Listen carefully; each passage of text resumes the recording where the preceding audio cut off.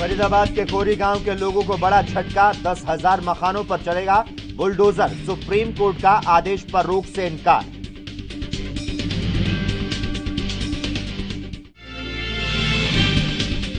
हरियाणा में पूरे हुए मनोहर 2 सरकार के 600 दिन। चंडीगढ़ में कार्यक्रम का आयोजन। कोरोना योद्धाओं को 5,000 की सहायता का ऐलान।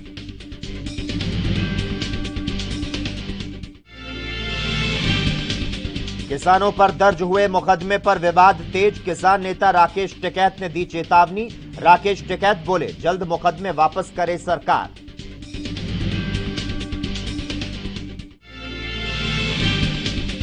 और गुरुग्राम में पुराने वाहनों पर ट्रैफिक पुलिस की कार्रवाई। 1301 पुराने वाहन किए गए जब्त। 22 जून तक चलाया जा रहा विशेष अभियान।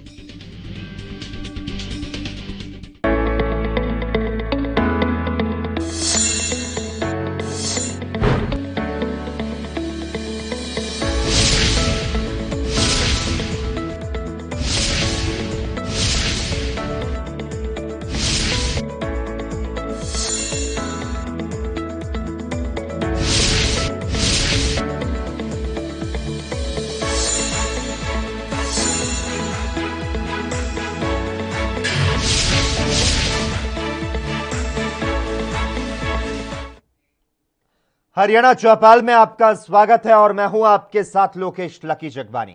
और अब खबरें विस्तार के साथ। हरियाणा में गठबंधन सरकार को 600 दिन पूरे हो चुके हैं, जिसे लेकर आज मुख्यमंत्री मनोहर लाल और डिप्टी सीएम दुष्यंत चौटाला ने एक प्रेस कॉन्फ्रेंस की। सरकार की योजनाओं का बखान करते हुए हरियाणा के सीएम मनोहर लाल खट्टर ने कहा कि सरकारी योजनाएं और सहायता परिवार पहचान पत्र के रजिस्ट्रेशन के साथ पात्र व्यक्ति तक पहुंच जाएगी। अपात्र व्यक्ति नहीं ले सकता। कई बार लोग डबल फायदे ले जाते हैं, लेकिन इससे एक योजना का लाभ एक व्यक्ति एक बार ही ले पाएगा। मुख्यमंत्री मनोहर लाल खट्टर ने कहा, हमने इस कार्यक्रम को आगे बढ़ाया है। एक पत्र निकला है, कुछ प्रदेशों के चीफ सेक्रेटरीज को कहा गया है कि इस फैमिली आईडी का अध्ययन करके एक पायलट इसका शुरू करना चाहिए। और मैं समझता हूं कि इसमें जो सरकारी योजना सहायता जितनी भी सेवाएं हैं वो इस फैमिली आईडी के साथ रजिस्ट्रेशन के साथ योग्य व्यक्ति को, पात्र व्यक्ति को पहुंच जाएंगी। अपात्र व्यक्ति उससे पीछे रहना पड़ेगा, उसको वो आगे ले नहीं सकता। कई बार व्यक्ति डबल फायदे भी ले जाते हैं। सरकारी योजनाओं में तो कई बार चेक नहीं होते, लेकिन इससे एक चेक लगेगा कि एक व्यक्ति एक योजना का लाभ एक व्यक्ति एक ही बार ले पाएगा। भ्रष्टाचार बहुत रुकेगा, फंड्स की पिलफरेज है वो कम होगी। तो एक यूनिक हमारा ये कार्यक्रम है जिसको हमने आगे बढ़ाया है। और आगे से जो सरकारी योजनाएं हैं धीरे धीरे हम प्रयत्न कर रहे हैं कि वो सब उसी परिवार को मिलेंगी जो परिवार पहचान पत्र में रजिस्टर्ड है। बहुत लोग ऐसे भी कहते हैं कि हमको सरकारी योजनाओं की कोई आवश्यकता नहीं है, हमारे अपने संपन्न परिवार होने के नाते से सारी स्कीमें अपने आप हम अपना काम चला सकते हैं। जो चीजें नई हमने की हैं, मेरी फसल मेरा ब्यौरा, एक ऐसा कार्यक्रम कि किसान के हित में इसको हमने शुरू किया। किसान का खेत, उसने क्या बोया है, बोने के बाद कितनी उसकी फसल होगी, उसकी बिक्री ठीक से टाइम से हो जाए, कोई आपदा जाए, उसका नुकसान हो जाए, उसके नुकसान की भरपाई कंपनसेशन ठीक से मिल जाए और सरकार इसकी प्लानिंग भी बना सके। अगर आज आवश्यकता ऐसी होगी है कि कौन सी फसल कितनी बुआई कराई जाए, आवश्यकता के हिसाब से इसकी प्लानिंग की भी जरूरत है। कोई एक ऐसा समय था कि अपने देश में खाद्यान्न की कमी थी, लेकिन हरित क्रांति के बाद आज खाद्यान्न भरपूर मात्रा में है और कई बार तो गोदाम में पड़ा पड़ा खराब भी होता है। लेकिन आज भी बहुत चीजों की कमी है, तिलहन की कमी है, दालों की कमी है, फलों की कमी है। तो इन चीजों को सरकार प्लान कर सके ठीक से, तो इसलिए मेरा फसल मेरा ब्यौरा, ये भी आपकी जानकारी हरियाणा में हमने कार्यक्रम चलाया। इसको सुप्रीम कोर्ट ने फरीदाबाद निगम को लखड़पुर खोरी गांव के वन क्षेत्र में स्थित तमाम घरों को 6 हफ्ते के भीतर ढहाने के अपने आदेश में किसी भी तरह के बदलाव से इनकार कर दिया है। सुप्रीम कोर्ट ने साफ किया कि हर हालत में वन क्षेत्र खाली होना चाहिए और इसमें किसी प्रकार का समझौता नहीं किया जा सकता। वन क्षेत्र में करीब 10,000 घर बने हुए हैं, यानी कि अब 10,000 से ज्यादा घरों पर बुलडोजर का चलना तय हो चुका है।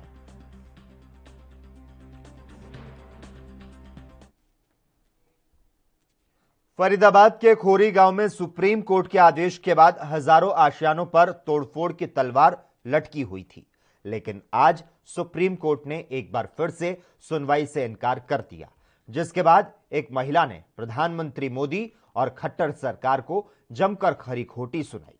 महिला ने कहा कि नारा दिया गया था घर घर मोदी हर घर मोदी, लेकिन उन्होंने मोदी को आसमान में बिठाया और मोदी और खट्टर सरकार ने उनकी जमीन तक छीन ली। उन्होंने कहा कि सरकार ने हर घर को रोशन करने का वादा किया था, लेकिन बिजली उनके घरों की काट दी गई और पानी की सप्लाई रोक दी गई। यहाँ पर मैं कर्जा लेकर के बसी हुई है। जब किसी ने बेचा, एक दूसरे ने बेचा तो हमने लिया, उसके बाद पुलिस ने खाया। अब तो जो सो एकदम उजाड़ फेंक रहा खोड़ी गांव को। सारे पब्लिक कहाँ जाए? हम मकान मिल नहीं रहा कहीं पे। छोटे बच्चे लेके कहाँ जाए? 3500-4000 रुपए कमरे का किराया ले रहे हैं मैम। 4,000। अभी दीदी के बगल वाली लेडीज ने 8,000 में कमरे बोला। किसी का 10,000 रुपया कमाई है, वो 8,000 उसी को दे देगा। उनके बच्चे क्या खाएंगे? सही बात है। मेरा बच्चा 10,000 रुपया कमाता है, मैं रूम जहाँ से देखी 6,000 मांग रहा। 4,000 में मेरे बच्चे किराया करके जाएंगे बस से, क्या बचेगा जो मैं खाऊंगी? तो सरकार से आप क्या पूछना चाहती हो? सरकार तो ऐलान किया है ना कि कोर्ट से ऑर्डर है, सब खाली करो। पुलिस वाला मैक लगा के हर एक का गेट खटखटा करके कह रहे। हरियाणा के झज्जर में किसानों पर दर्ज हुए मुकदमे का मामला लगातार तूल पकड़ता जा रहा है। जहां हरियाणा में किसान लगातार सरकार से मुकदमे वापस लेने की मांग कर रहे हैं, तो वहीं किसान नेता राकेश टिकैत ने भी इस मामले को लेकर सरकार को चेतावनी दी। राकेश टिकैत ने कहा कि किसानों पर जो मुकदमे सरकार ने दर्ज कराए उन्हें सरकार वापस ले। इतना ही नहीं, आपको बता दें कि राकेश टिकैत ने कहा कि अगर सरकार किसानों पर दर्ज मुकदमे वापस नहीं लेती तो फिर मजबूरी में किसानों को एक बार फिर एकजुट होना होगा और फिर झज्जर में धरना दिया जाएगा। राकेश टिकैत ने कहा कि जिस तरह से टोहाना और सिरसा में किसानों ने धरना दिया था, उसी तरह से किसान धरना देंगे। आपको बता दें कि झज्जर में बीजेपी कार्यालय में तोड़फोड़ के आरोप पर पुलिस ने कई लोगों पर मुकदमा दर्ज किया है। दूर से वहां पे वो ब्लैक झंडे उनको दिखाए, लेकिन पुलिस प्रशासन का फेल भी है कि 4 ईंट वे पाड़ कर वो रख के लगे जो पाड़ कर गए यूनियन वाले। भाई आपके गृह मंत्री ने कहा कि 200 मीटर से आप काला झंडा दिखा सकते हो। हमने कहा कि कुछ इसके मीटर घटा लो, आप 200 से कुछ कम कर लो, कुछ हम भी 0 से बढ़ जाएंगे तो 25 से 20 और 50 मीटर की दूरी से लोग ऐतराज जताते हैं, काला झंडा दिखाते हैं, हमारा ये विरोध है। ये कहाँ का वो है कि मुकदमे करोगे तो ऐसा ना करो कि फिर वहां हिसार की तरह फिर लोग इकट्ठे हो, फिर वहां पे टोहाना की तरह फिर लोग वहां पावे। तो एक ये मुकदमा रह गया क्या कि हरियाणा ने पूरी जिम्मेदारी ले ली, वहां की सरकार ने कि इसे दिल्ली के आंदोलन को हम यहाँ पे ले आओगे। अपना होगा अपना शांतिपूर्ण तरीके से, जब तक ये मामला चल रहा है हम शांतिपूर्ण तरीके से अपना प्रदर्शन करना चाहते हैं। वहां पे भी हमारा शांतिपूर्ण तरीके से रहा और आगे भी हमारे जितने भी प्रोग्राम होंगे वे शांतिपूर्ण तरीके से रहेंगे, लेकिन दूरी बनाकर। तो वहां पे भी जो मुकदमे लिखे गए हैं, कौन सी धाराओं में लिखे गए हैं, तो बड़े मेहरबानी करके उनको मुकदमों को अपना वापसी दे दें। हमारा काम यहाँ पे चल रहा है ना, हमारी नियत ये है कि हम किसी के घर पर कब्जा कर रहे, किसी के कार्यालय पे कब्जा कर रहे। और ये झज्जर वाले लेट बहुत हो गए बीजेपी के कार्यालय बढ़ाने में, तो पूरे देश में बन लिए और जिले में। हरियाणा चौपाल में खबरों का सिलसिला लगातार जारी है। हम यहां पर रुकते हैं एक छोटे से ब्रेक के लिए।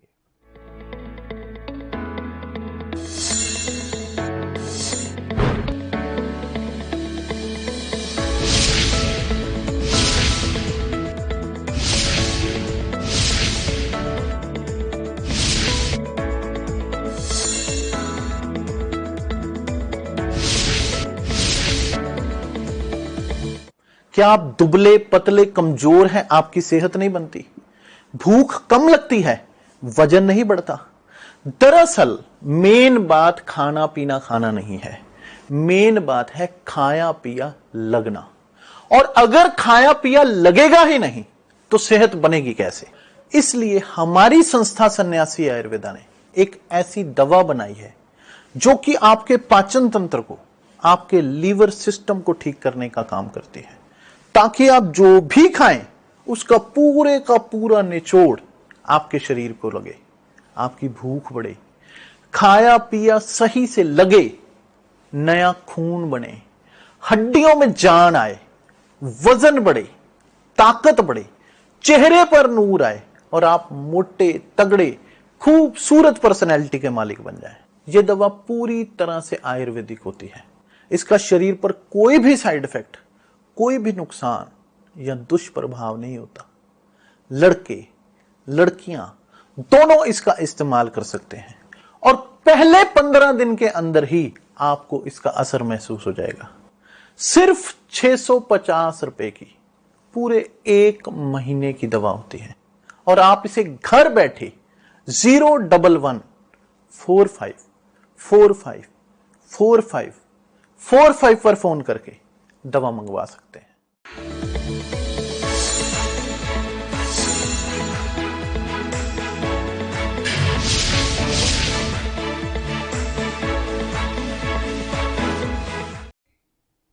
ब्रेक के बाद एक बार फिर से आपका स्वागत है। हरियाणा के शहरी स्थानीय निकाय मंत्री अनिल विज ने कहा कि राज्य सरकार नगर निकायों की संपत्ति पर कब्जा धारकों को मालिकाना हक देने के लिए 1 जुलाई से एक नीति लागू करने जा रही है, जिसके अंतर्गत उन्हें कब्जा की हुई संपत्ति का मालिकाना हक देने के लिए कलेक्टर रेट में 50% तक की छूट दी जाएगी। विज ने आज यहां ये जानकारी देते हुए बताया कि इस नीति का लाभ लेने के इच्छुक पात्र कब्जाधारी को वेब पोर्टल पर निगम के संबंधित आयुक्त, कार्यकारी अधिकारी, संबंधित नगर निकाय के सचिव को 1 माह के भीतर ऑनलाइन आवेदन करना होगा। उन्होंने बताया कि इस नीति के तहत आने वाले कब्जाधारियों की सुविधा के लिए एक वेब पोर्टल 20 जून 2021 तक तैयार हो जाएगा। नीति के तहत शहरी स्थानीय निकाय विभाग के कब्जाधारक जो 20 साल से अधिक समय से किराया, लीज यानी लाइसेंस फीस पर संपत्ति पर काबिज हैं, उनके लिए राज्य सरकार मालिकाना हक देने का काम कर रही है।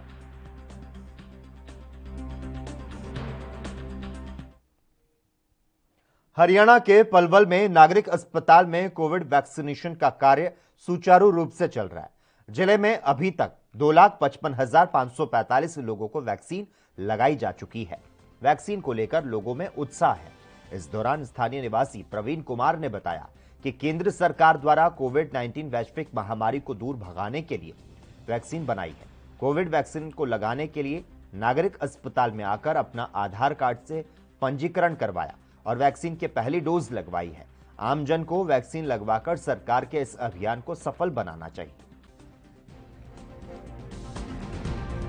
ये सभी को लगवानी चाहिए, ये ठीक है, इससे कोरोना से हम बच सकते हैं, कोरोना की बीमारी से। ये मेरी पहली डोज है और लोगों से क्या अपील है?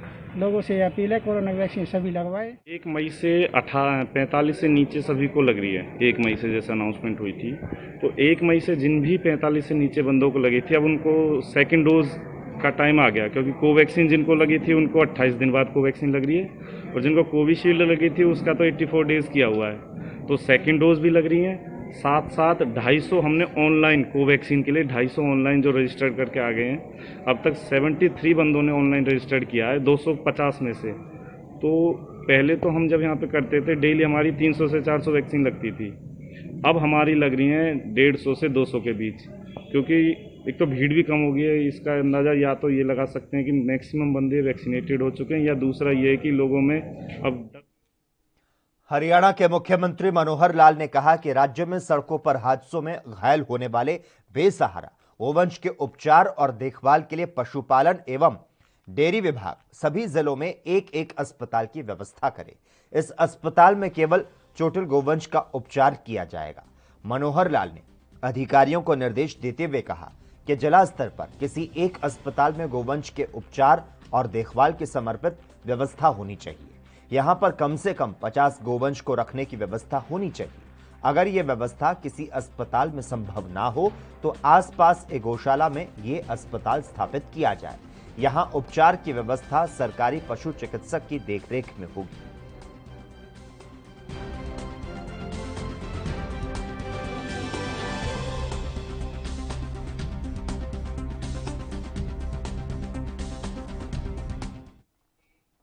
खबरें लगातार जारी है, हम यहां पर रुकते हैं एक और छोटे से ब्रेक के लिए।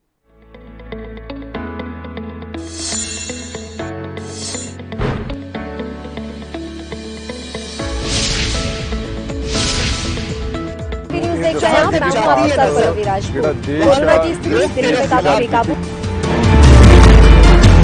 खबरनामा, खबर से असर तक शाम 5 बजे सिर्फ ANB न्यूज पर। क्या आप दुबले पतले कमजोर हैं, आपकी सेहत नहीं बनती, भूख कम लगती है, वजन नहीं बढ़ता? दरअसल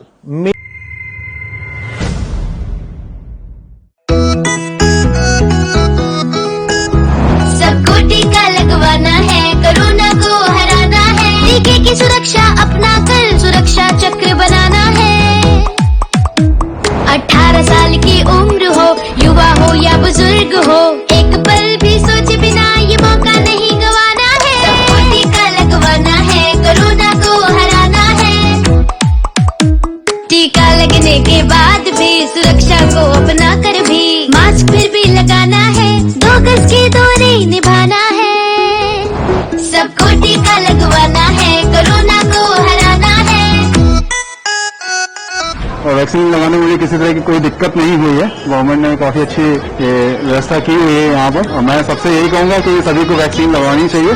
और उसमें कोई भी ऐसा दर्द या कोई ऐसी चिंता वाली विषय की बात नहीं है। मैंने टीका लगवाया है जीत का, आप भी लगवाइए। टीका ही दिलाएगा जीत, टीका जीत। आज मैंने कोरोना से जीतने के लिए टीका लगवाया, आप लोग भी लगवाएं, सुरक्षित रहें। मैंने लगाया है टीका जीत का, आप भी लगवाइए। चलो टीका लगवाएं, कोरोना को हराएं। निःशुल्क टीकाकरण अभियान में 18 वर्ष से अधिक उम्र वालों के लिए टीका लगवाकर सुरक्षा कवच बनाएं। cowin.gov.in पर रजिस्ट्रेशन करवाएं। सूचना एवं जनसंपर्क विभाग उत्तर प्रदेश द्वारा जनहित में जारी। राष्ट्र धर्म रात 8 बजे सिर्फ ANB न्यूज पर। क्या आप दुबले पतले कमजोर हैं, आपकी सेहत नहीं बनती, भूख कम लगती है, वजन नहीं बढ़ता? दरअसल मेन बात खाना पीना खाना नहीं है, मेन बात है खाया पिया लगना। और अगर खाया पिया लगेगा ही नहीं तो सेहत बनेगी कैसे? इसलिए हमारी संस्था सन्यासी आयुर्वेदा ने एक ऐसी दवा बनाई है जो कि आपके पाचन तंत्र को, आपके लीवर सिस्टम को ठीक करने का काम करती है, ताकि आप जो भी खाएं उसका पूरे का पूरा निचोड़ आपके शरीर को लगे, आपकी भूख बढ़े, खाया पिया सही से लगे, नया खून बने, हड्डियों में जान आए, वजन बढ़े, ताकत बढ़े, चेहरे पर नूर आए और आप मोटे तगड़े खूबसूरत पर्सनैलिटी के मालिक बन जाएं। यह दवा पूरी तरह से आयुर्वेदिक होती है। इसका शरीर पर कोई भी साइड इफेक्ट, कोई भी नुकसान या दुष्प्रभाव नहीं होता। लड़के लड़कियां दोनों इसका इस्तेमाल कर सकते हैं और पहले 15 दिन के अंदर ही आपको इसका असर महसूस हो जाएगा। सिर्फ 650 रुपए की पूरे 1 महीने की दवा होती है और आप इसे घर बैठे 01145454545 पर फोन करके दवा मंगवा सकते हैं।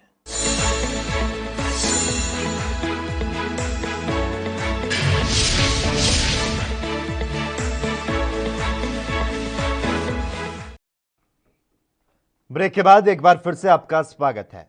बाबा रामदेव की कंपनी पतंजलि द्वारा निर्मित कोरोनल किट को भले ही हरियाणा सरकार द्वारा खरीद लिया गया हो, लेकिन अभी भी इस किट को कोरोना मरीजों के पास पहुंचाने तक एक और परीक्षा से गुजरना होगा। आपको बता दें, हाल ही में हरियाणा सरकार द्वारा 1 लाख कोरोनल किट खरीदी गई। बाबा रामदेव द्वारा हरियाणा सरकार को कोरोनल किट 50% डिस्काउंट पर दी गई है, यानी कि 5 करोड़ की दवा लगभग 2.5 करोड़ रुपए में हरियाणा सरकार ने खरीदी है। मौजूदा समय में यह दवा बीते 2 हफ्तों से ड्रग वेयर हाउस में धूल फांक रही है, क्योंकि हरियाणा मेडिकल कॉरपोरेशन लिमिटेड इन दवाओं को दोबारा से परीक्षण करने जा रहा है कि ये दवा कोरोना मरीजों के लिए कितनी लाभकारी है।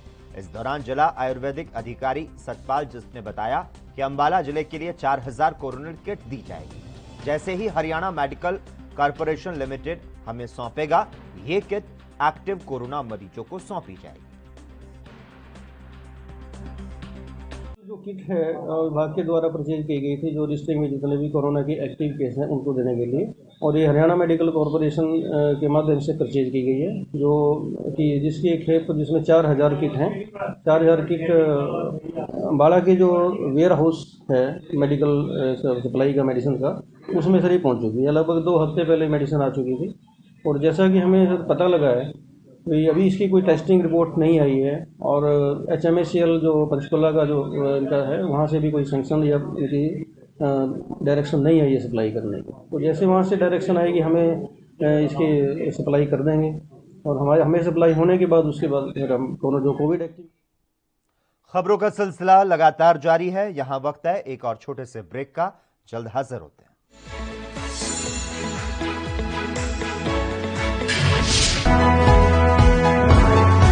पंजाब वसदा गुरां दे नां ते सवेर शाम सरबत दे भले दी गल, एक पिता एकस के हम बारिक दी सिक्ख्या, किरत करना नाम जपना ते वंड छकण दी सिक्ख्या, गुरु साहबान दे फलसफे दी गल।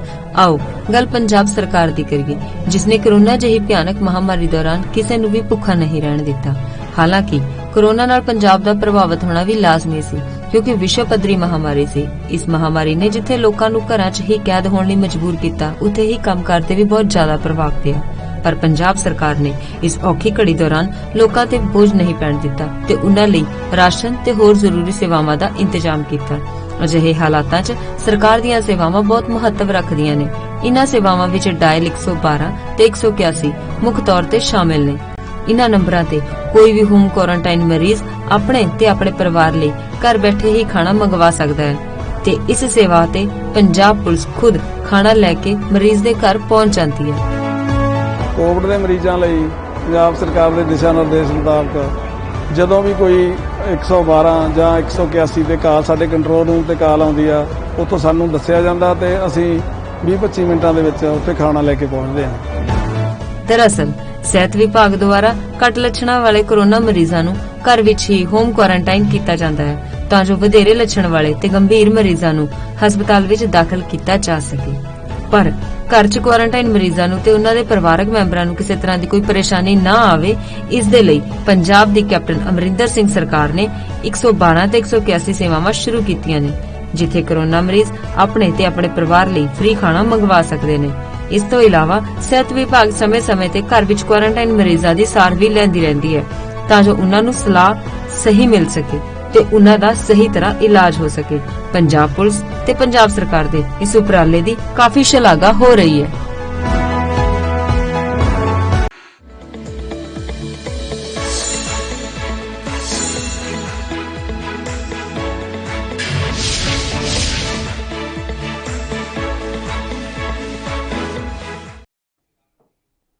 ब्रेक के बाद एक बार फिर से आपका स्वागत है। टिकरी बॉर्डर पर कोरोना से मरने वाली पश्चिम बंगाल की युवती से दुष्कर्म के मामले में आरोपी अंकुर की अग्रिम जमानत का हरियाणा सरकार ने पंजाब हरियाणा हाईकोर्ट में विरोध किया। हरियाणा के एडिशनल एडवोकेट जनरल दीपक सभरवाल ने कहा कि इस मामले में पुलिस के पास पुख्ता सबूत है। सरकार की तरफ से बताया गया कि युवती ने अपने पिता के साथ बातचीत में अपने साथ दुष्कर्म होने और कुछ नामों का उल्लेख किया था। सरकारी पक्ष की दलील को सुनने के बाद हाईकोर्ट ने हरियाणा सरकार को आदेश दिया कि वह युवती के पिता के साथ हुई बातचीत को अगली सुनवाई के दौरान रिकॉर्ड के साथ पेश करे, और इसी के साथ कोर्ट ने मामले की सुनवाई स्थगित कर दी। आरोपी अंकुर ने अपनी याचिका में कहा कि उस पर जो आरोप लगाए गए वे निराधार हैं। याचिका में 9 मई को बहादुरगढ़ पुलिस स्टेशन में इस मामले को लेकर दर्ज FIR में गिरफ्तार होने की आशंका के चलते अंकुर ने अग्रिम जमानत देने की मांग की। आपको बता दें, बंगाल की युवती की कोरोना संक्रमित होने की वजह से मौत हो गई थी, लेकिन उसके पिता ने युवती के साथ दुष्कर्म होने का आरोप लगाया था। मृतक युवती के पिता के बयान पर बहादुरगढ़ शहर थाने में मामला दर्ज किया गया था। वहीं अंबाला शहर के विधायक असीम गोयल ने बताया कि नागरिक अस्पताल का कायाकल्प प्रोजेक्ट और एनक्यूएस 2020 के चलते पहले नंबर पर आया है। असीम गोयल ने बताया कि कोरोना काल में डॉक्टर्स, मेडिकल और पैरामेडिकल स्टाफ के जरिए दिए गए योगदान को भुलाया नहीं भुलाया जा सकता। आपकी मेहनत और लगन को सलाम है। आप लोगों ने एक इंसानियत की एक नई मिसाल सारे समाज के आगे खड़ी की है। ऐसे देवतुल्य सभी डॉक्टर्स को मैं दिल की गहराइयों से प्रणाम करता हूं। एक बार जरूर आदमी के जीवन में ऐसा मौका आता है कि जब उसके अंदर की इंसानियत को, या मैं कहूंगा उसके अंदर के भगवान को सेटिस्फाई करने का या पूजा करने का उसको एक मौका मिलता है। हम सबके बीच में एक भगवान भी है, एक शैतान भी है, और एक राम भी है और एक रावण भी है। ये हमने देखना है कि हमने राम को बढ़ावा देना है तो रावण भी छेड़ जाएगा। हम अपने अंदर के रावण को जगा लेंगे तो हमारे अंदर का राम भी छेड़ जाएगा। लेकिन राम और रावण। हरियाणा के अंबाला में पुलिस द्वारा अवैध शराब की तस्करी करने वालों के खिलाफ चलाए जा रहे विशेष अभियान में आए दिन शराब तस्कर पकड़े जा रहे हैं और इसी कड़ी में अंबाला में आज पुलिस ने गुप्त सूचना के आधार पर रेड की और मौके से अवैध शराब और तस्कर को धर दबोचा। वहीं इस दौरान पुलिस चौकी के इंचार्ज रविंद्र कुमार ने बताया कि गुप्त सूचना के आधार पर हमने सुरेंद्र सिंह उर्फ हैप्पी के घर पर रेड मारी, जहां हमें एक्टिवा के अंदर से 88 देसी शराब और 5 अंग्रेजी शराब की बोतल बरामद की।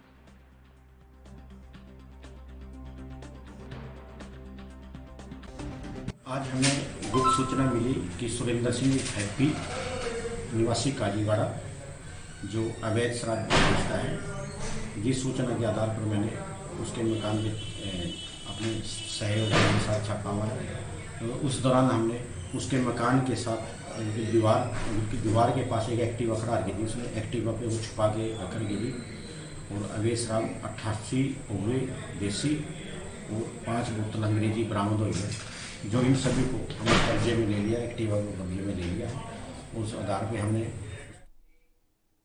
और इसी के साथ ही हरियाणा चौपाल में बस इतना ही। तमाम अहम खबरों के लिए लगातार आप देखते रहिए एएनबी न्यूज।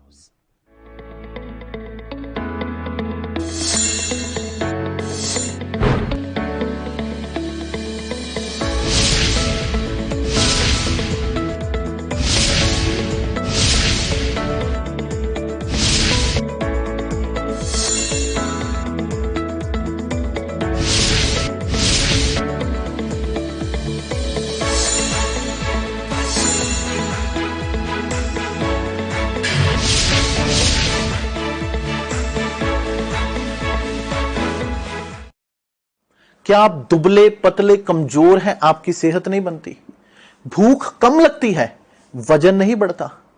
दरअसल मेन बात खाना पीना खाना नहीं है, मेन बात है खाया पिया लगना। और अगर खाया पिया लगेगा ही नहीं तो सेहत बनेगी कैसे? इसलिए हमारी संस्था सन्यासी आयुर्वेदा ने एक ऐसी दवा बनाई है जो कि आपके पाचन तंत्र को, आपके लीवर सिस्टम को ठीक करने का काम करती है, ताकि आप जो भी खाएं उसका पूरे का पूरा निचोड़ आपके शरीर को लगे, आपकी भूख बढ़े, खाया पिया सही से लगे, नया खून बने, हड्डियों में जान आए, वजन बढ़े, ताकत बढ़े, चेहरे पर नूर आए और आप मोटे तगड़े खूबसूरत पर्सनैलिटी के मालिक बन जाए। यह दवा पूरी तरह से आयुर्वेदिक होती है। इसका शरीर पर कोई भी साइड इफेक्ट, कोई भी नुकसान या दुष्प्रभाव नहीं होता। लड़के लड़कियां दोनों इसका इस्तेमाल कर सकते हैं और पहले 15 दिन के अंदर ही आपको इसका असर महसूस हो जाएगा। सिर्फ 650 रुपए की पूरे 1 महीने की दवा होती है और आप इसे घर बैठे 01145454545 पर फोन करके दवा मंगवा सकते हैं।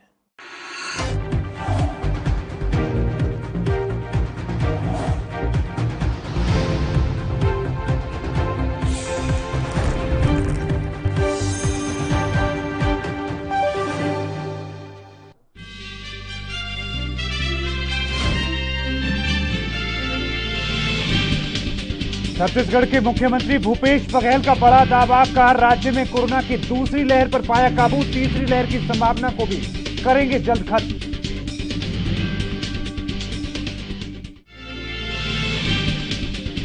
छत्तीसगढ़ में फिर उठा 2.5 साल का मुद्दा, पूर्व मुख्यमंत्री और विधायक दल की कांग्रेस की राष्ट्रीय अध्यक्ष से मांग, कहा छत्तीसगढ़ में 2.5 साल के फॉर्मूले पर स्थिति करे स्पष्ट।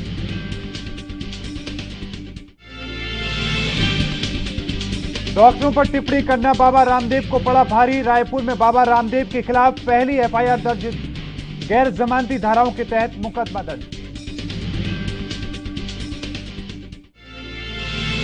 और मध्य प्रदेश में सत्ता परिवर्तन की खबरों पर बोले कैलाश विजयवर्गीय, कहा शिवराज के नेतृत्व में अच्छी चल रही सरकार, अभी परिवर्तन की कोई चर्चा नहीं।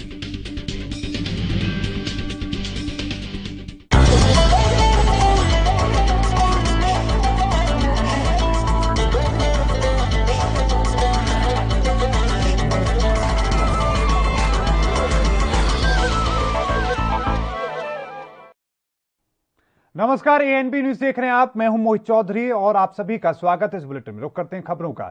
आपको बता दें कि डॉक्टरों पर योग गुरु बाबा रामदेव की विवादित टिप्पणी का मामला अब तूल पकड़ता जा रहा है। इंडियन मेडिकल एसोसिएशन ने बाबा रामदेव के खिलाफ मोर्चा खोल रखा है। पुलिस से की गई शिकायत पर अब कार्रवाई हुई है। रायपुर के सिविल लाइन थाना में गैर जमानती धाराओं के तहत मामला दर्ज किया गया है।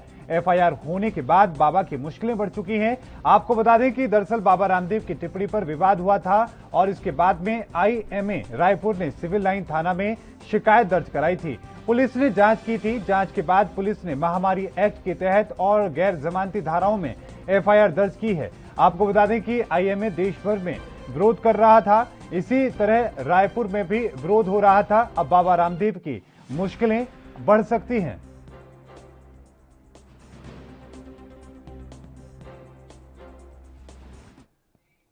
तो वहीं छत्तीसगढ़ में कोरोना संक्रमण की स्थिति अब नियंत्रण में नजर आ रही है। संक्रमण की दर में लगातार सुधार देखने को मिल रहा है। प्रदेश में बीते 15 जून को संक्रमण की रफ्तार घटकर मात्र 1.4% पर आ गई।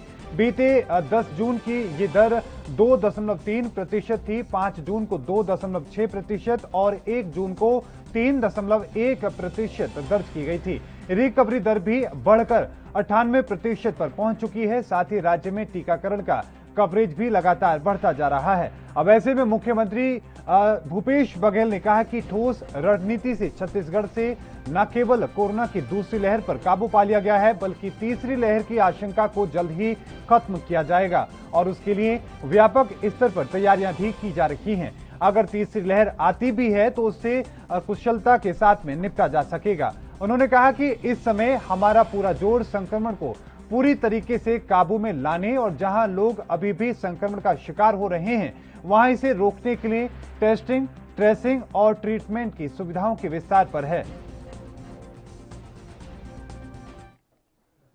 तो वहीं 17 जून को वो तारीख जब छत्तीसगढ़ में कांग्रेस की सरकार ने 2.5 साल पूरे कर लिए हैं। चर्चा जोरों पर है कि क्या प्रदेश में कोई बड़ा सियासी बदलाव होगा। इसे लेकर भारतीय जनता पार्टी ने सोनिया गांधी से पद के लिए, मुख्यमंत्री पद के लिए 2.5 साल के फॉर्मूले पर स्थिति स्पष्ट करने की मांग की है। बीजेपी विधायकों ने अपने एक संयुक्त बयान में कहा कि अगर ऐसा कुछ नहीं था तो फिर 2.5 साल से इस बारे में चल रही चर्चाओं को लेकर स्वास्थ्य मंत्री टीएस सिंहदेव ने खंडन अब तक क्यों नहीं किया। आपको बता दें कि बीजेपी के राष्ट्रीय उपाध्यक्ष और पूर्व मुख्यमंत्री डॉक्टर रमन सिंह समेत बीजेपी के कई विधायकों और नेताओं ने कांग्रेस में इस मुद्दे को लेकर मची उथल-पुथल को सत्ता और संगठन में वर्चस्व की लड़ाई बताया था। बीजेपी विधायकों ने कहा कि कांग्रेस में सिंहदेव खेमे की ओर घोर उपेक्षा भी राजनीतिक चर्चाओं के केंद्र में रही है। आपको बता दें कि खुद मंत्री सिंहदेव ने कई मौकों पर अपनी उपेक्षा का दर्द बयां किया है। प्रदेश सरकार में एक खेमे की ओर से हर मौकों पर मंत्री सिंहदेव की उपेक्षा और महत्वपूर्ण शासकीय निर्णयों का यानी कि फैसलों का, यहां तक कि स्वास्थ्य मंत्रालय की बैठकों तक से दूर रखे जाने को प्रदेश ने देखा है। बीजेपी विधायक ने कहा कि अब इस बात की सच्चाई भी सामने आनी चाहिए कि मुख्यमंत्री पद के लिए आखिर क्या समझौता हुआ और इसको लेकर जो केंद्रीय कांग्रेस का नेतृत्व है इसको लेकर जल्द ही फैसला सुनाए।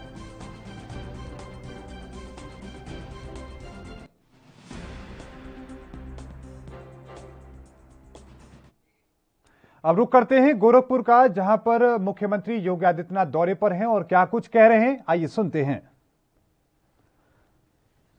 आपको बता दें कि मुख्यमंत्री एक कार्यक्रम में पहुंचे हैं और यहां पर उनका फिलहाल स्वागत किया जा रहा है। गोरखपुर की ये तस्वीरें हैं। मुख्यमंत्री योगी आदित्यनाथ लगातार कोरोना काल में भी अलग अलग जगहों पर जा रहे हैं और वहां की स्थिति देख रहे हैं, लेकिन उन तमाम चीजों को लेकर समाधान की कोशिश भी कर रहे हैं। रुक करते हैं बाकी खबरों का।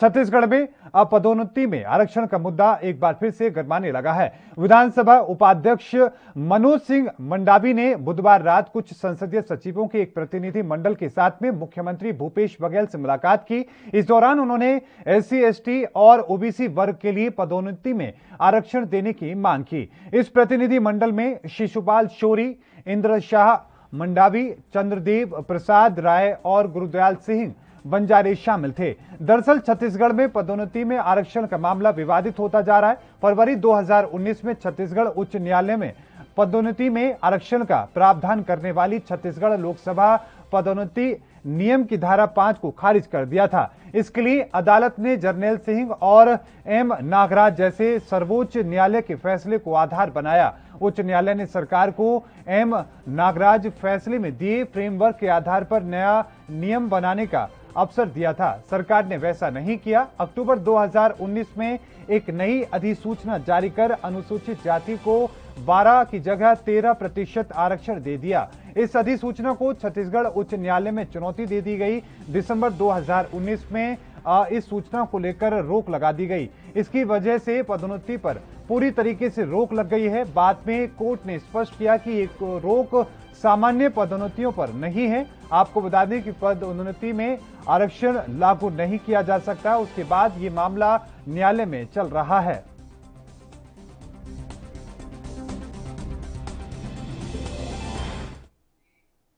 और इस बीच रुकेंगे एक छोटे से ब्रेक के लिए, जल्द हाजिर होते हैं।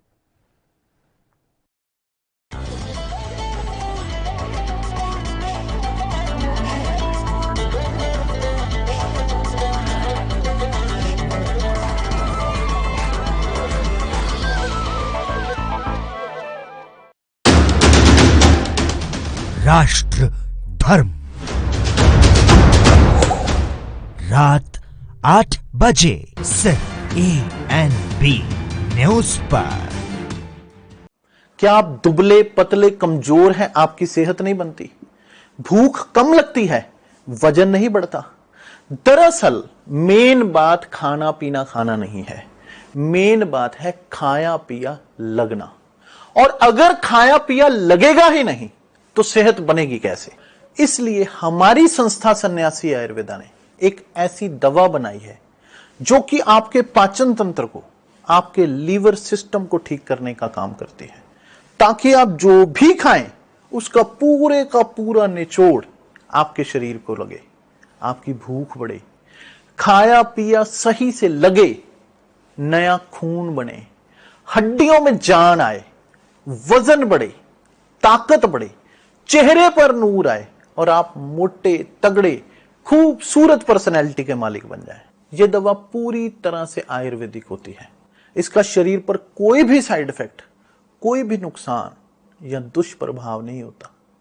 लड़के लड़कियां दोनों इसका इस्तेमाल कर सकते हैं और पहले 15 दिन के अंदर ही आपको इसका असर महसूस हो जाएगा। सिर्फ 650 रुपए की पूरे 1 महीने की दवा होती है और आप इसे घर बैठे 01145454545 पर फोन करके दवा मंगवा सकते हैं।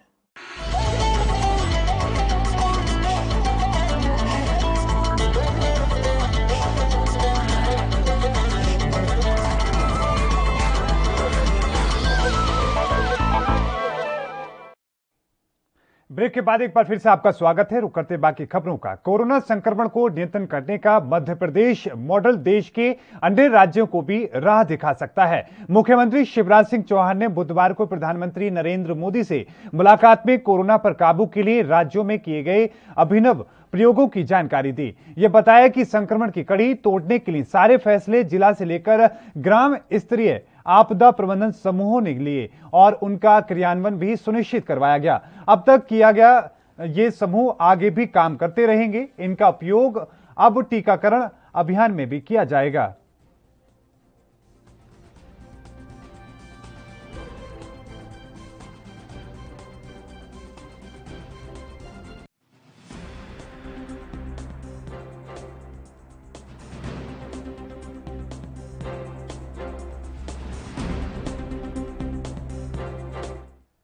तो वहीं देश सहित मध्य प्रदेश में भी कोरोना के बदलते वेरिएंट में एक बार फिर से इजाफा हुआ है। अब तक लोगों में सामान्य कोरोना से लड़ाई चल रही थी, लेकिन अब उन्हें कोरोना के अब तक के सबसे खतरनाक डेल्टा प्लस वेरिएंट का सामना करना पड़ रहा है।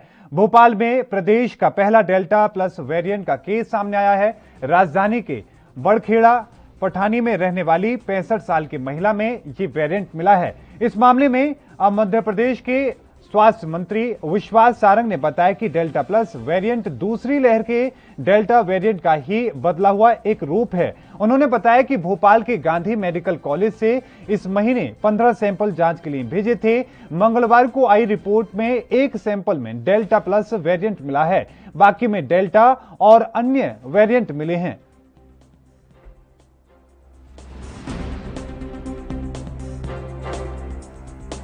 हमारी रिसर्च की इंस्टीट्यूट है, उनमें भेजकर उसकी जेनेटिक और उसके वेरिएंट के बारे में पता करना, ये हमारी सरकार कर रही है। और उसी का परिणाम है कि ये हमें एक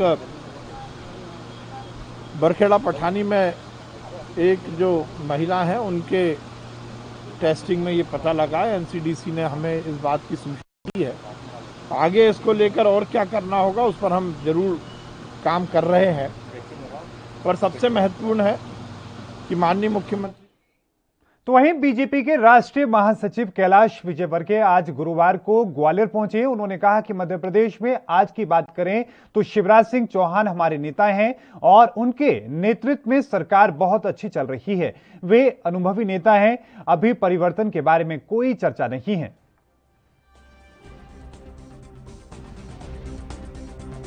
अन्य राज्यों के मुख्यमंत्रियों ने, जनता ने, सबने सहयोग करके एक बड़ी आपदा, बड़ी विपत्ति को बहुत ही हिम्मत के साथ, धैर्य के साथ सामना करते हुए उसको समाप्त किया है। और कोविड का जो दूसरा राउंड है वो लगभग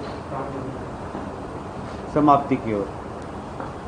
मध्य प्रदेश में भी माननीय शिवराज जी के नेतृत्व में हमारे सब अधिकारी, जनप्रतिनिधि, कार्यकर्ताओं ने काफ़ी मेहनत के साथ मैदान में उतर के आज की बात करेंगे तो शिवराज सिंह चौहान हमारे नेता हैं और उनके नेतृत्व में बहुत अच्छी सरकार चल रही है। कोविड में जो नियंत्रण किया, नेतृत्व में किया, उनको एक लंबा अनुभव है। प्रदेश में मुख्यमंत्री के रूप में उन्होंने लंबे समय तक काम किया है। एक अनुभवी नेता हैं और उनके नेतृत्व में अच्छी सरकार चल रही है। इसलिए अभी परिवर्तन के बारे में कोई चर्चा नहीं। तो वहीं मध्य प्रदेश के मुख्यमंत्री शिवराज सिंह चौहान ने हाल ही में प्रधानमंत्री नरेंद्र मोदी से मुलाकात की। मुख्यमंत्री शिवराज सिंह ने प्रधानमंत्री मोदी से मुलाकात पर मध्य प्रदेश कांग्रेस और कार्यकारी अध्यक्ष और मीडिया विभाग के प्रमुख जीतू पटवारी ने एक बार फिर केंद्र और प्रदेश सरकार पर जमकर हमला बोला। पूर्व मंत्री जीतू पटवारी ने कहा कि शर्म की बात है कि प्रदेश को 17 साल में 2.80 लाख करोड़ से ज्यादा के कर्ज में डुबाने वाले शिवराज सिंह अब और अधिक कर्ज लेने की अनुमति को अपनी शान बता रहे हैं। क्या कुछ उन्होंने कहा, आइए सुनते हैं। फिर से प्रधानमंत्री से मिलने के बाद उसमें उन्होंने कहा कि मैंने वैक्सीन के प्रोग्राम को लेकर प्रधानमंत्री से चर्चा की। वैक्सीन की कितनी किल्लत है मध्य प्रदेश में जग जाहिर है। दूसरा, उन्होंने कहा किसानों के मूंग की फसल की लेने की खरीदी की अनुमति मांगी। दलहन की, खासकर इस साल जब आप पीछे के रास्ते से मुख्यमंत्री बने तो दलहन जितनी भी, कोई एक भी दलहन समर्थन मूल्य में नहीं बिकी। शिवराज सिंह जी, ये भी दोष आप ही का है। आपने ये अनुमति पहले मांगनी थी, लेट मांगी। इसके लिए दोषी कौन है? तीसरा, आपने जो महत्वपूर्ण बात इस मध्य प्रदेश की जनता के सामने रखी, आपने कहा कि मैंने जीडीपी का 5.5% कर्ज लेने की अनुमति मांगी। आपने 2,80,000 करोड़ रुपए के कर्ज के हिस्सेदार मध्य प्रदेश के एक एक नागरिक को 17 साल के आपके मुख्यमंत्री काल में बनाया। आपको और कर्जदार मध्य प्रदेश को बनाना है। इसके लिए देश के प्रधानमंत्री से आप अनुमति लेने गए थे। मुख्यमंत्री जी, आपने तो कहा था मैं समृद्ध मध्य प्रदेश बनाऊंगा, आपने तो कहा था मैं आत्मनिर्भर मध्य प्रदेश बनाऊंगा। आपने तो कहा था मैं किसानों की आय दुगनी करने वाला मध्य प्रदेश बनाऊंगा। ये क्या कर रहे हो आप? किस गर्त में ले जा रहे हो मध्य प्रदेश की अर्थव्यवस्था को? मुख्यमंत्री जी, आप प्रधानमंत्री से इतने डरते क्यों हैं? आप प्रधानमंत्री से आंखों में आंखें मिला के बात क्यों नहीं करते? आप ये हिसाब क्यों नहीं मांगते उनसे कि मेरे मध्य प्रदेश के जीएसटी का पैसा आप हमें क्यों नहीं दे रहे हैं? आप मध्य प्रदेश के हितों और अधिकारों का पैसा केंद्र सरकार हमें क्यों नहीं दे रही है? इसका हिस्सा क्यों नहीं मांग रहे हो? आप मध्य प्रदेश के एक एक नागरिक का प्रतिनिधित्व करते हो। आप मध्य प्रदेश की पूरी ताकत हो मुख्यमंत्री जी। आप डरते हुए क्यों दिखते हो? लड़ते हुए क्यों नहीं दिखते? मेरे आपत्ति है मध्य प्रदेश की एक एक आदमी की, एक एक इंसान की, एक एक जीव की, एक एक नागरिक की आपत्ति है कि हमें लड़ता हुआ मुख्यमंत्री चाहिए, हमें डरता हुआ मुख्यमंत्री नहीं चाहिए। शिवराज सिंह जी, मध्य प्रदेश के हितों और अधिकारों।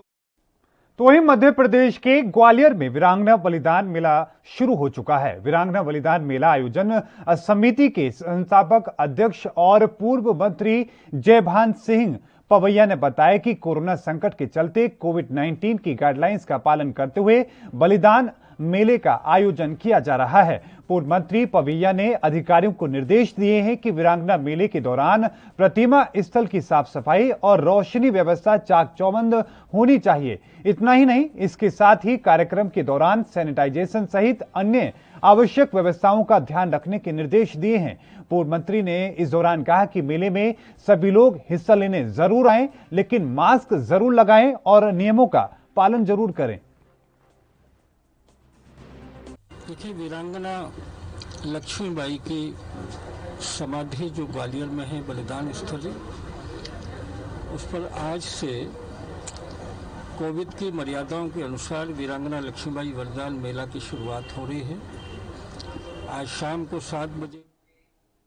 वहीं एट्रोसिटी एक्ट के दुरुपयोग को लेकर सामान्य, पिछड़ा और अल्पसंख्यक अधिकारी कर्मचारी संगठन ने कमिश्नर को ज्ञापन सौंपा और एक्ट के दुरुपयोग को रोकने की मांग की। मुख्यमंत्री को संबोधित ज्ञापन में कहा गया कि पूर्व में भी कई अधिकारियों कर्मचारियों के खिलाफ झूठी शिकायतों पर एट्रोसिटी एक्ट लगाया गया है, जो बाद में झूठे साबित हुए हैं। इससे अधिकारी कर्मचारी भयभीत और मानसिक तनाव में रहते हैं।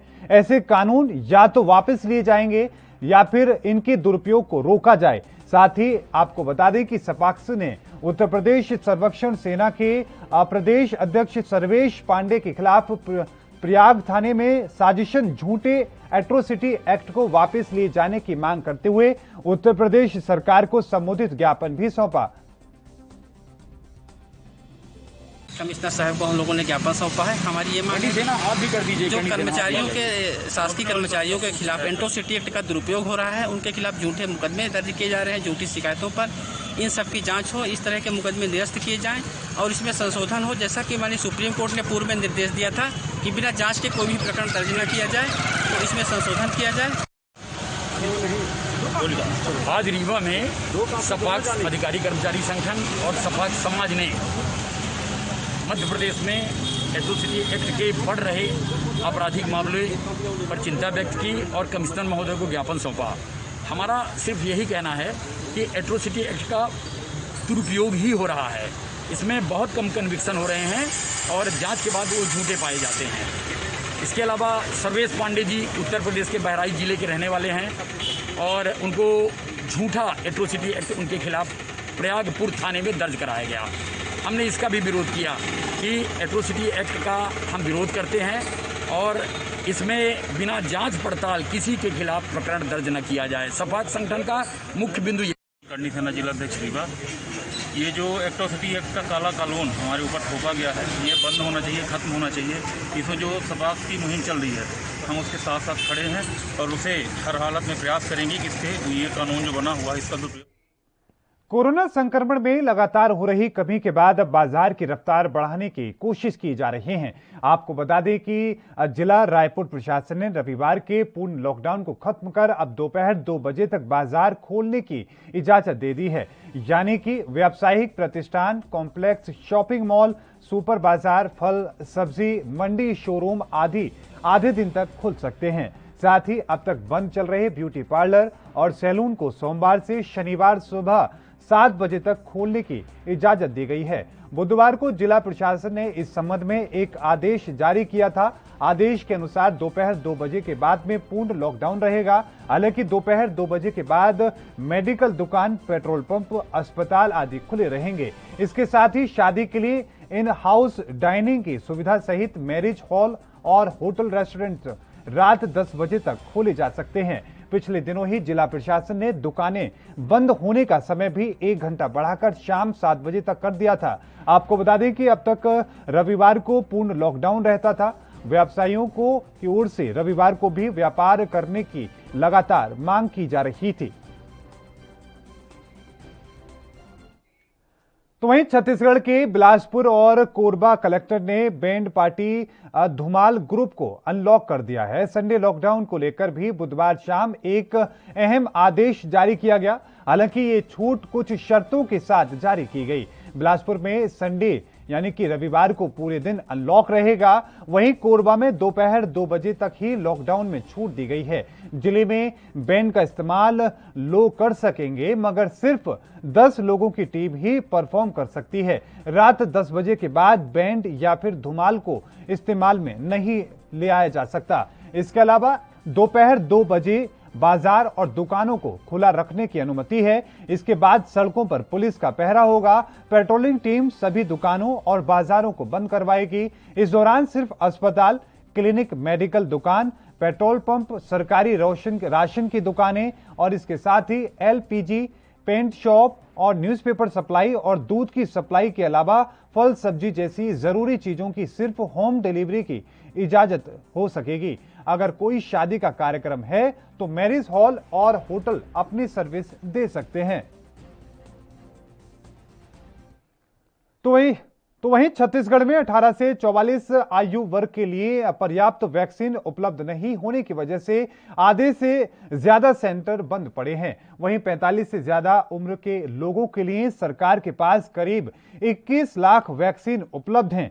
21 जून से 18 प्लस को भी वैक्सीन उपलब्ध कराने के केंद्र के फैसले के बाद राज्य सरकार टीकाकरण की दोनों आयु वर्ग की अलग अलग व्यवस्था को एक करने पर विचार कर रही है। इसके लिए 45 प्लस आयु वर्ग की वैक्सीन का उपयोग 18 प्लस वालों के लिए करने की केंद्र से अनुमति मांगी गई है, ताकि टीकाकरण को निर्बाध रूप से चलाया जा सके।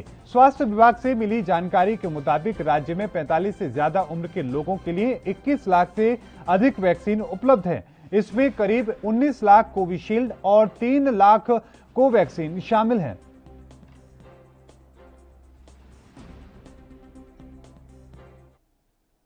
छत्तीसगढ़ के धमतरी में नक्सलियों ने एक युवक की हत्या कर दी। नक्सली बुधवार देर रात युवक को उसके घर से अगवा करके ले गए थे।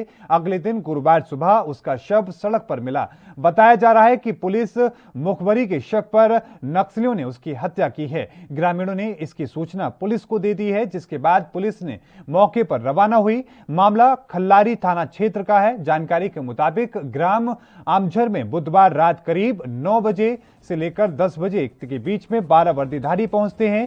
वो युवक सीताराम नेताम को उसके घर से अगवा कर अपने साथ ले जाते हैं। इसके बाद उसकी हत्या कर दी जाती है। बताया जा रहा है कि गला रेत कर उसे मारा गया है। हत्या के बाद शव को गांव के बाहर ही फेंक दिया गया। घटना के बारे में ज्यादा जानकारी नहीं मिल सकी है।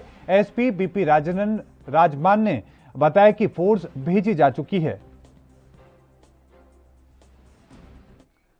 मध्य प्रदेश के इंदौर के तूकोगंज थाना क्षेत्र के एमजी रोड स्थित एक निर्माणाधीन मकान की दीवार गिरने से एक मजदूर की दबने से मौत हो गई। आपको बता दें कि तूकोगंज पुलिस ने मर्ग कायम कर शव को पोस्टमार्टम के लिए एम्बॉय भेज दिया है और कार्रवाई शुरू कर दी है। दरअसल शैलेंद्र जैन बिल्डर द्वारा एक मकान का निर्माण किया जा रहा था, जिसमें करीब 20 से ज्यादा मजदूर काम कर रहे थे।